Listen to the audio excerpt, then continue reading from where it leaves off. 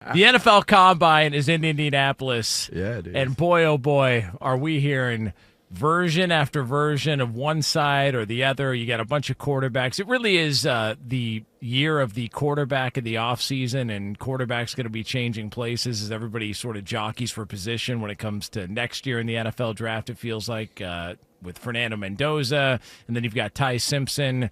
There seems to be a drop-off. And so one of the teams that we've discussed a little bit here is the Arizona Cardinals. And apparently not everybody's on the same page with sort of what the messaging is in Arizona when it comes to Kyler Murray. GM Monty Austinfort spoke yesterday at the Combine in Indianapolis and was sort of explaining the communication, the conversations they've had with Kyler. Take a listen, and then afterwards we'll fill you in as to why there might be a little bit of an issue between the two. Yeah, I've always had a good dialogue with Kyler, and I'd say it wasn't up to what Kyler wanted. It wasn't up to what any of us wanted as a season as a whole. And so when you have the kind of year that we had, there's a lot of room for improvement. And so we got to find a way to do that, not only at that position, in all positions, but that's what we're all focused on, is getting better and moving forward.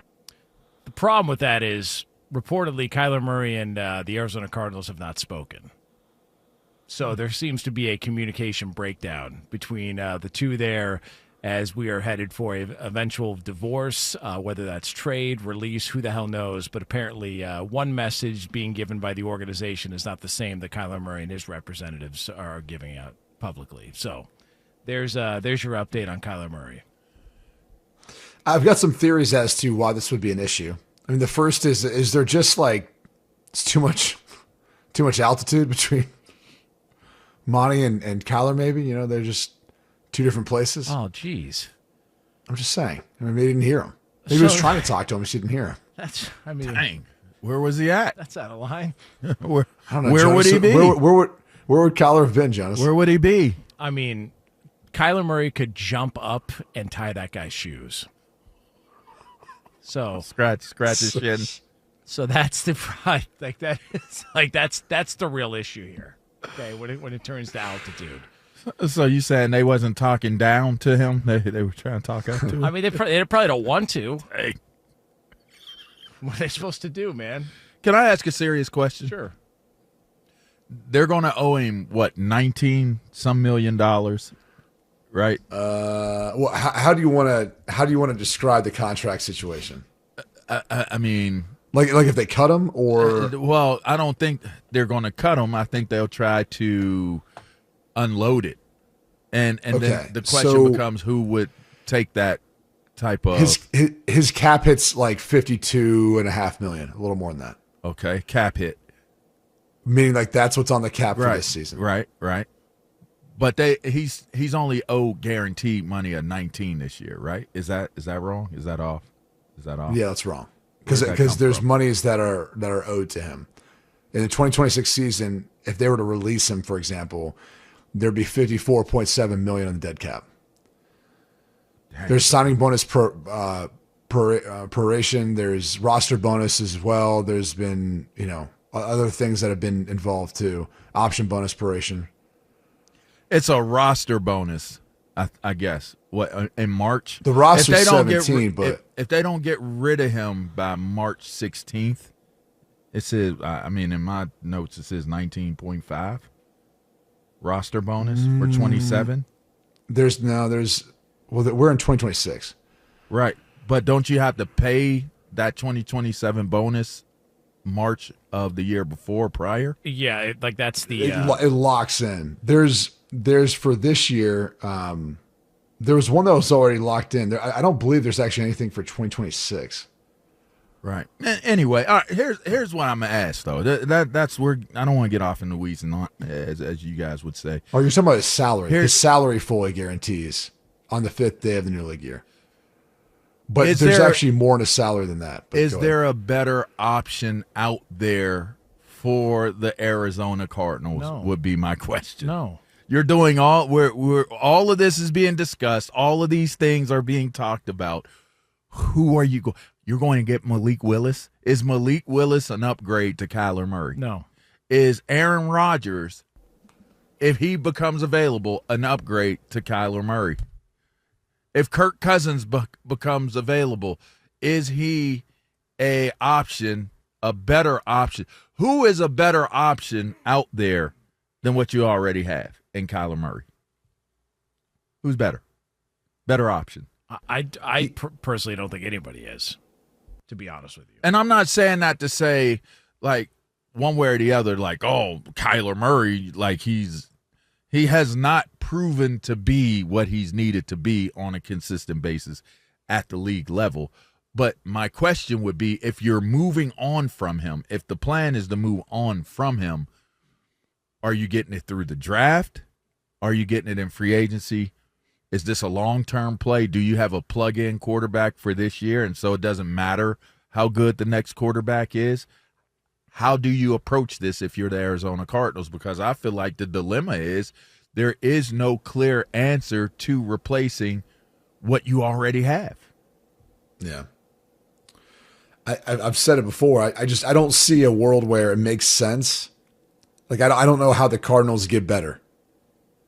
And I at the same time, he's under contract. So if he doesn't want to show up because he wants to be somewhere else, they'd have to, they'd be able to fine him. He'd be subject to those fines, all this stuff. To your point, they draft third overall. I don't know that there's a quarterback. I mean, you could say Ty Simpson. Mendoza will be gone. Mendoza will be the number 1 overall pick. So now you're down to Ty Simpson. He's the only guy that I've watched in this year's draft class that I feel like could have potential be taken in the first round. And then outside of that, to your point, you're looking at guys like Malik Willis, who's got some seasoning, but Pete Prisco talked to us yesterday about this. He doesn't have a ton of experience. And so there's still some question marks as far as what he's going to be. And when you look at some of his tape, to Pete's point, after he said that yesterday, I went back and watched a couple of games. I was like, all right, he's leaving some clean pockets. That in the long run typically doesn't work. So to your point, I'm with you. Like, I don't know that there is an upgrade to their current situation. And so I don't know why they feel the necessity to rebuild and move on from him unless they feel like he's just a big distraction.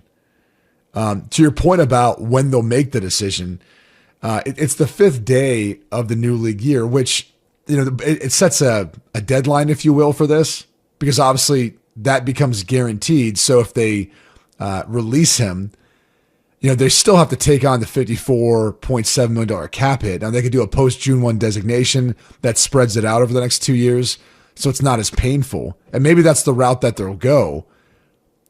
But his contract, because of the cap hit, is somewhat significant. And if they do end up paying out that, or if they end up guaranteeing that portion of his salary, which is not that big, it's like only $22.8 million. They would most likely have to pay for the vast majority of that.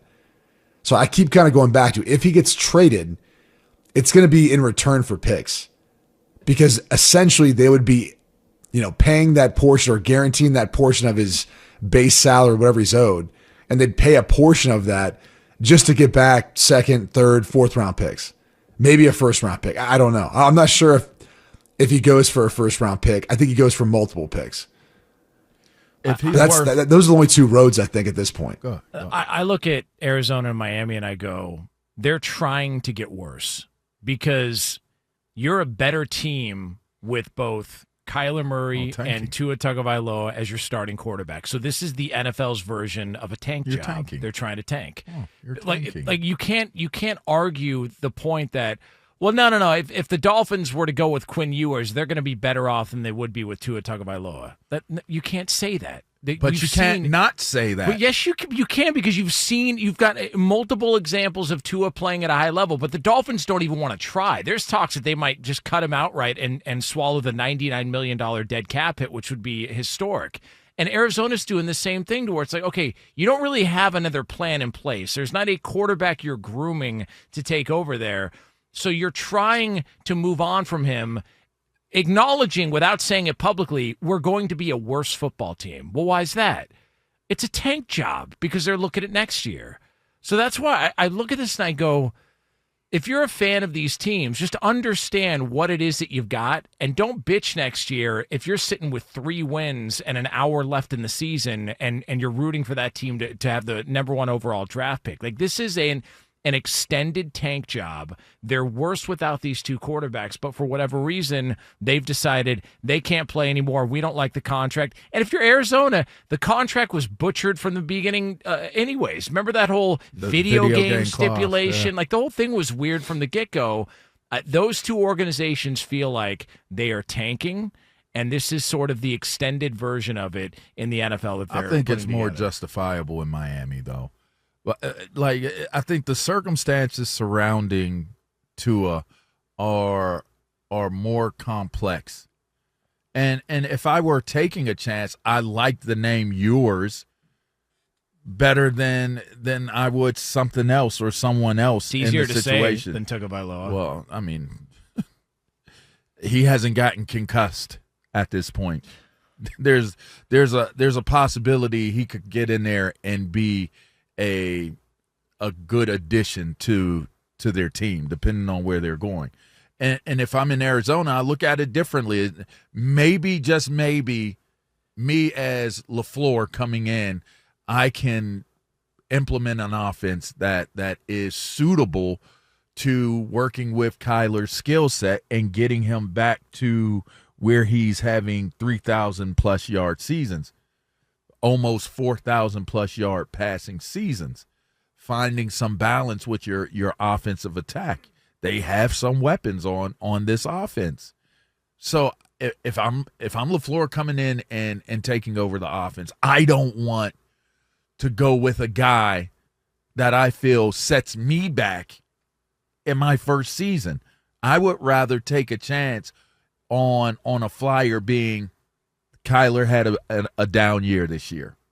This whole team had a down year this year. But I look at Kyler's film, I look at his skill sets, and I say, I have a better chance trying to craft an offense or my offense implemented and have success with it with a guy like Kyler Murray.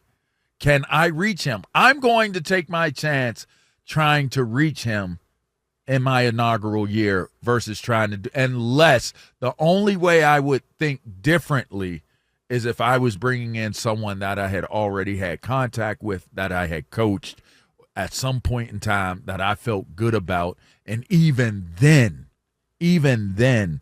I think that's a risky move in my first season coming in to coach this team. So if I'm the head coach, I'm leaning into the offensive coordinator in terms of what decision we should make on this move here. And depending on that, I think we're going to know exactly how LaFleur feels about Kyler Murray, about what it is that they do with him. If they move on, if they've already decided to move on, that means that he didn't feel like he could come in and make this team better with him currently at the quarterback, which is, to me, very damning if you really take a step back and you think about it. If I'm Kyler Murray, maybe I'm thinking about swinging a bat and putting on a different type of glove. Oh, really? And change the sports. Really? Yeah, why not?